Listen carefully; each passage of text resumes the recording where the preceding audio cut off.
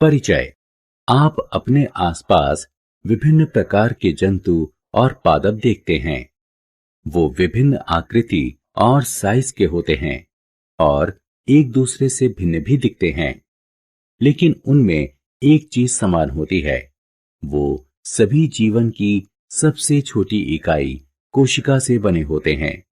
अतः इस पाठ में हम कोशिका और इसकी संरचना के बारे में पढ़ेंगे। उद्देश्य।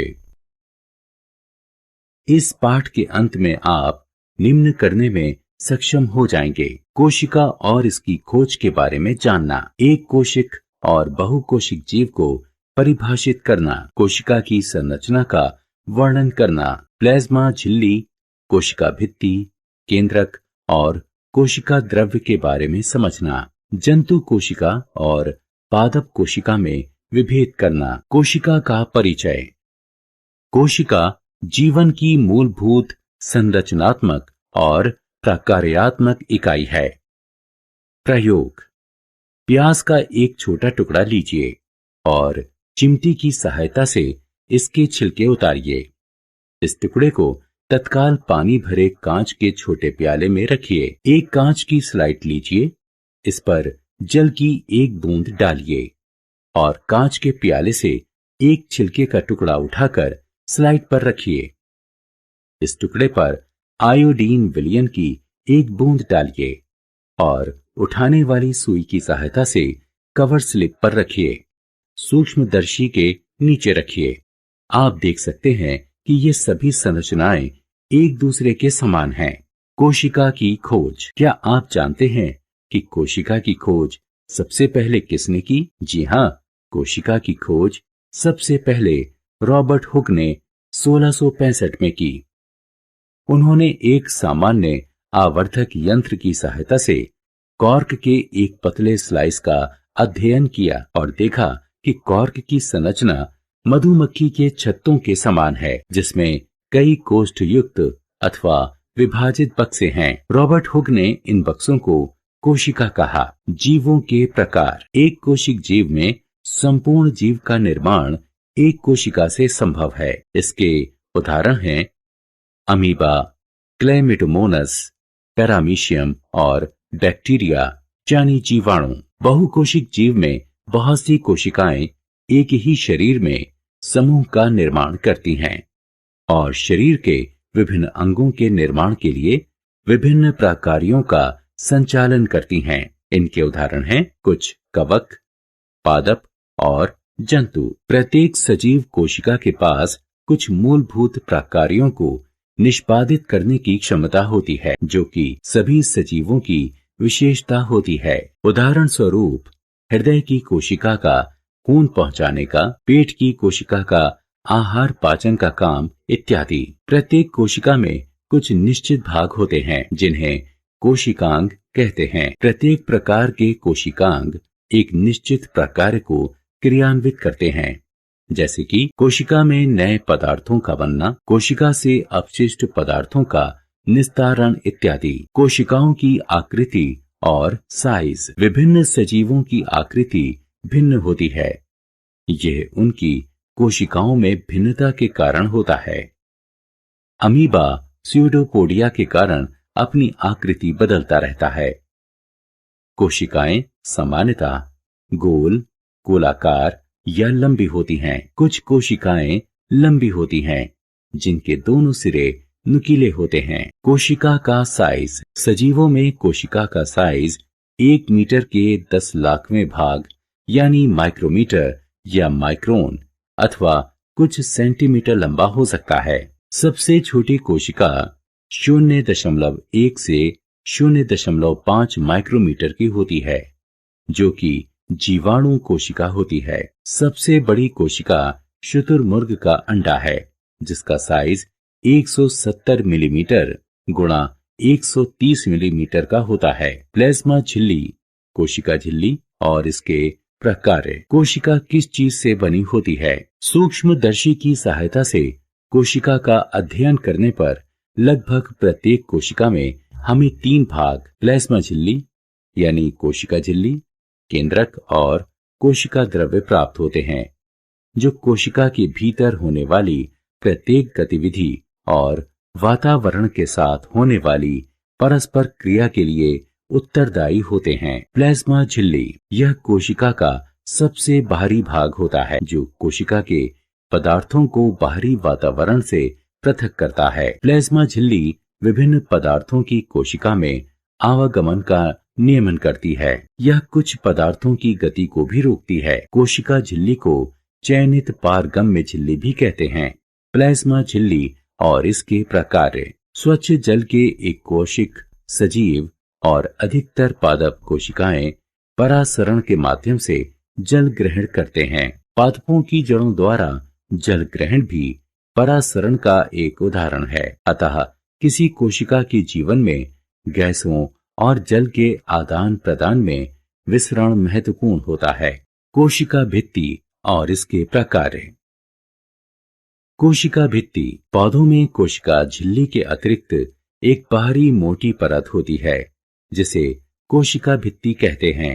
पादप कोशिका मुख्यतः सेल्यूलोज से निर्मित होती है। सेल्यूलोज एक जटिल पदार्थ होता है और यह पौधों को संरचनात्मक शक्ति प्रदान करता है। कोशिका भित्ति पादपों को दृढ़ता और शक्ति प्रदान करता है। यह पादप कोशिकाओं, कवकों और जीवाणुओं को बगैर फटे प्रतिकूल दबाव बनाते हुए अतितनु यानी हाइपोटोनिक बाहरी माध्यम बनाए रखने में भी सहायता करता है। कोशिका द्रव्य और इसके प्रकार। कोशिका द्रव्य प्लाज्मा झिल्ली के भीतर पाया जाने वाला एक तरह का पदार्थ होता है। इसमें कई विशिष्ट कोशिकांग होते हैं। प्रत्येक कोशिकांग कोशिका के लिए एक विशेष प्रकार का निष्पादन करता है। कोशिका द्रव्य के प्रकार। कोशिका द्रव्य में सभी कोशिकांग संगठित होते हैं। केंद्रक और इसके प्रकार। केंद्रक केंद्रक के ऊपर एक दोहरी परत वाली झिल्ली होती है जिसे केंद्रक झिल्ली कहते हैं। केंद्रक झिल्ली में रंध्र होते हैं जो कोशिका द्रव्य एवं केंद्रक के बीच पदार्थों के आवागमन को नियंत्रित करते हैं। केंद्रक में क्रोमोसोम अथवा गुणसूत्र होते हैं जो सिर्फ कोशिका विभाजन के समय छड़ के आकार के दिखाई देते हैं। आनुवंशिक गुणों अथवा लक्षणों को जनक से अगली पीढ़ी में स्थानांतरित करने वाली सूचनाएं गुणसूत्र में डीएनए यानी डीऑक्सी राइबो न्यूक्लिक एसिड अणु के रूप में संचित रहती है। गुणसूत्र डीएनए और प्रोटीन से बने होते हैं। डीएनए के सक्रिय भाग को जीन कहते हैं। जब भी कोशिका विभाजित होने को होती है तो क्रोमेटीन पदार्थ गुणसूत्र में एकत्रित हो जाता है। कुछ सजीवों जैसे जीवाणु में कोशिका का केंद्रक झिल्ली के अभाव के कारण मुश्किल से पहचाना जाता है। इन सजीवों को प्रोकैरियोट्स कहते हैं। जिन सजीवों में केंद्रक झिल्ली युक्त कोशिकाएं होती हैं उन्हें यूकेरियोट्स कहते हैं। केंद्रक के प्रकार। केंद्रक कोशिका पुनरुत्पादन वह प्रक्रिया है जिसमें एक कोशिका विभाजित होकर दो कोशिकाओं का निर्माण करती है। इस प्रक्रिया में केंद्रक केंद्रीय भूमिका निभाता है। रिक्तिका ठोस अथवा द्रव्य पदार्थों के लिए भंडार कोश हैं।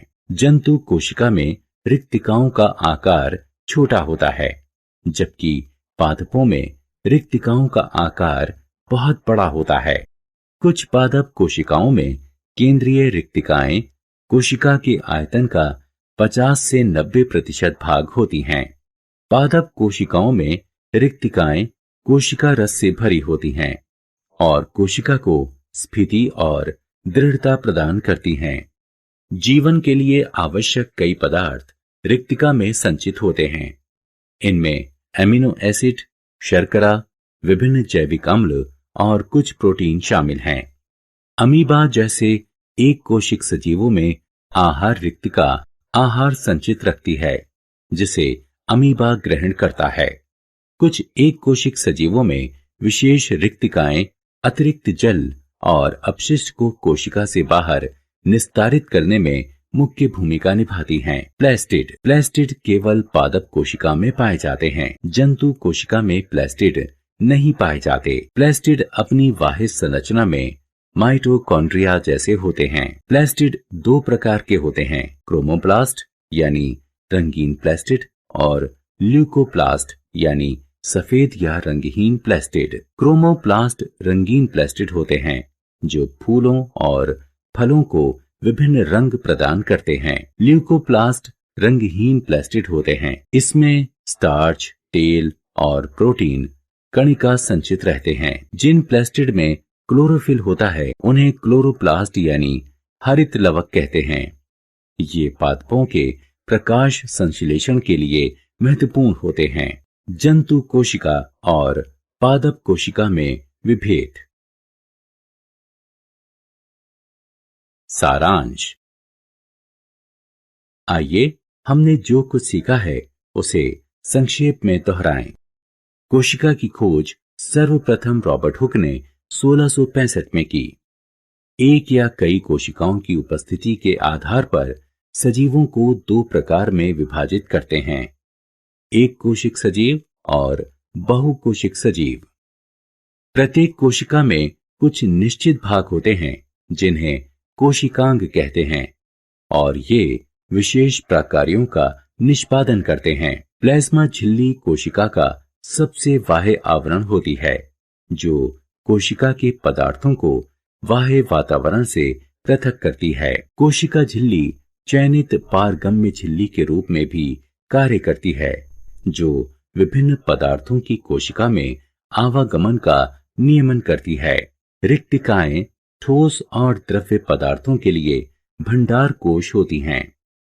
जंतु कोशिकाओं में रिक्तिकाओं का आकार छोटा होता है, जबकि पादप कोशिकाओं में रिक्तिकाओं का आकार बहुत बड़ा होता है। प्लास्टिड केवल पादप कोशिकाओं में प्राप्त होते हैं। पादप कोशिकाओं में एक अन्य दृढ़ बाहरी आवरण होता है जिसे कोशिका भित्ति कहते हैं। यह प्लाज्मा झिल्ली के बाहर स्थित होता है। केंद्रक प्रत्येक कोशिका के केंद्र में स्थित एक गोलाकार या अंडाकार बिंदुनुमा आकृति होती है। यह कोशिकाओं के पुनरुत्पादन में केंद्रीय भूमिका निभाता है और कोशिका की गतिविधियों को नियमन भी करता है। कोशिका द्रव्य प्लाज्मा द्रव्य के भीतर उपस्थित द्रव्य पदार्थ होता है। इसके भीतर कई विशेष कोशिकांग उपस्थित होते हैं।